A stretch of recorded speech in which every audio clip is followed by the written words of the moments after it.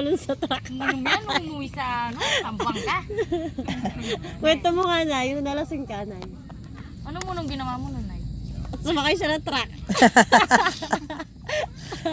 Ba't siya sumakay truck? Nagseros kay tatay. Di ba may naliligaw sa'yo nung namakay si tatay? Ano magagalit si tatay, narinig niya. Oo. Bini-bini, bini. Sino naniligaw? Si Pyok? Binibigyan. Ayan, ano pangalan? Binibigyan ka parang ulam. Yan dito si tatay. Yung isang nandiligaw, wala na. Tinatanggi Yung Popoy na. Oh, Ma'am Popoy, binibigyan siya ng ano. Uy, namatay na rin si Mapa. Kakamatay lang yun, di ba? Magtotongis na sila sa Manila niyan si Mapa. Nung namatay nga yun, sabi ko nanay, Nay, wala nang magbibigay sa'yo ng ano, akong kanya. Okay, diba? Nagselos siguro si tatay, no? Nagkita na sila sa langit. Tangina mo, inaagaw mo asawa ko! Inaagaw mo! Inaagaw mo yung asawa ko!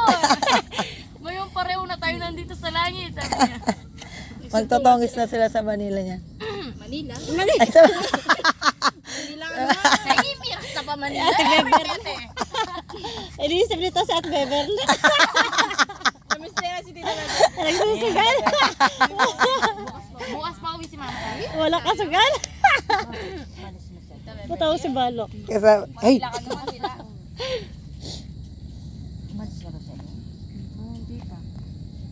Ay,